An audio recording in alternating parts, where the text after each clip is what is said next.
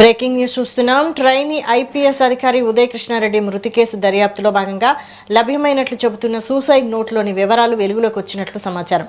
అందులో తన తోటి బ్యాచ్మేట్తో ఏడాది కాలంగా పరిచయం సంబంధం కొనసాగిందని, ఆమె వివాహం అనంతరం కూడా సంప్రదింపులు కొనసాగినట్లు పేర్కొన్నట్లు తెలుస్తోంది.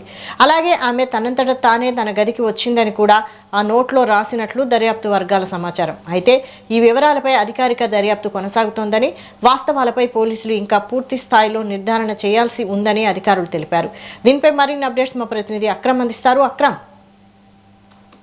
ఎస్ వైశాలి, ఏదైతే ఇటు ట్రైనీ ఐపీఎస్ ఉదయ్ కృష్ణారెడ్డికి సంబంధించినటువంటి ఈ లైంగిక వేధింపుల ఆరోపణ కేసు ఏదైతే ఉందో అందులో కీలక పరిణామం చోటు చేసుకుందనే చెప్పుకోవచ్చు. ఇటు ఉదయ్ కృష్ణారెడ్డి రాసినటువంటి ఒక సూసైడ్ నోట్ అయితే ఇప్పుడు బయటకు వచ్చి సంచలనంగా మారిన పరిస్థితి. అందులో ఆయన స్పష్టంగా కూడా పేర్కొన్నాడు, ఏదైతే ఇప్పుడు లైంగిక వేధింపుల కేసులో బాధితురాలుగా చెప్పబడుతున్నటువంటి మహిళ ఎవరైతే ఉన్నారో ఆవిడ, ఇతను ఎవరైతే ఉదయ్ కృష్ణారెడ్డి ఉన్నారో వీళ్ళిద్దరు కూడా గత సంవత్సర కాలంగా అంటే 2025 జూన్ నుండి కూడా వీళ్ళు రిలేషన్ లో ఉన్నట్లు ఆ నోట్లో పేర్కొన్నాడు. అప్పటికి తనకి మ్యారేజ్ అయిపోయినప్పటికీ కూడా, ఎవరైతే బాధితురాలుగా చెప్పుకుంటున్న మహిళ ఎవరైతే ఉన్నారో ఆవిడకి మ్యారేజ్ అయిపోయినప్పటికీ కూడా తను నాతో పూర్తిగా ఎమోషనల్లీ అదేవిధంగా ఫిజికల్లీ కూడా మేము కలిసాము, రిలేషన్ లో ఉన్నాము, మేము శారీరకంగా కూడా కలిసామంటూ కూడా ఆయన బహిరంగంగా లేఖలో రాసిన పరిస్థితి కనిపిస్తా ఉంది. పలుమార్లు నేను ఇది తప్పు వద్దు అని చెప్పినప్పటికీ కూడా ఆమె వినకుండా తనే నా రూమ్ దగ్గరికి రావడము, ఆ రూమ్ దగ్గరికి వచ్చి నాకు నువ్వు డోర్ తీస్తున్నావా లేదా అని మెసేజ్లు పెట్టడం వంటివి చేసింది.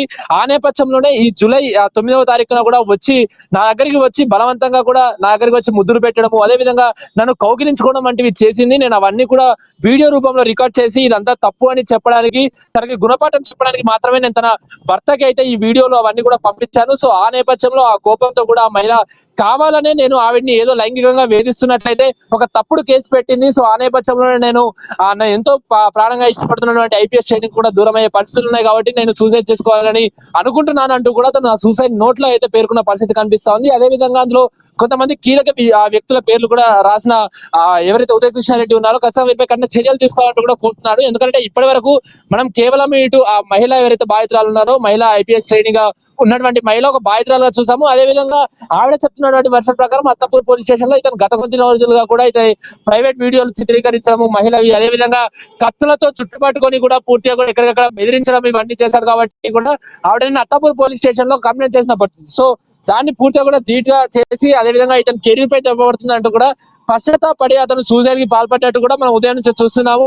అయితే ఆల్కహాల్ తో పాటు శానిటైజర్ కూడా తాగినట్లయితే ఉన్నటువంటి డాక్టర్లు చెప్తున్న పరిస్థితి కనిపిస్తుంది. దానిపైన కూడా రిపోర్ట్స్ రావాల్సి ఉండగా ఈ క్రమంలోనే అతనికి సంబంధించిన సూసైడ్ నోట్ అయితే బయటకు వచ్చింది. సో ఇప్పటి వరకు తను కేవలం మద్యం మత్తులో స్పృహ తప్పిపోయాడని అందరూ అనుకున్నారు. కాకపోతే అతను ముందుగానే సూసైడ్ నోట్ రాశాడంటే ఖచ్చితంగా సూసైడ్ చేసుకోవాలని ఒక నేపథ్యంలోనే అతను ఇదంతా కూడా చేశారన్నట్టు కూడా తెలుస్తుంది. మరి చూడాలి, ఇప్పటికే పోలీసులు 2 వర్షన్లు అంటే 2 సైడ్ల నుండి అయితే దర్యాప్తు ముమ్మరం చేశారు. అసలు ఎవరి వైపు తప్పుంది ఏంటి అన్న కోణంలో కూడా చేస్తున్నారు. కాబట్టి దయచేసి ఇక్కడ బాధితులకు సంబంధించిన డీటెయిల్స్ బయటికి రానివ్వకుండా అయితే పోలీసులు అయితే కఠిన చర్యలు తీసుకున్న పరిస్థితి కనిపిస్తోంది. అదేవిధంగా ఇప్పుడు ఇతని దగ్గర నుండి స్వాధీనం చేసుకున్న సూసైడ్ నోట్ పరంగా కూడా దర్యాప్తు కొనసాగుతున్నట్లు పోలీసులు అధికారులు చెప్తున్న పరిస్థితి కనిపిస్తోంది. వైశా.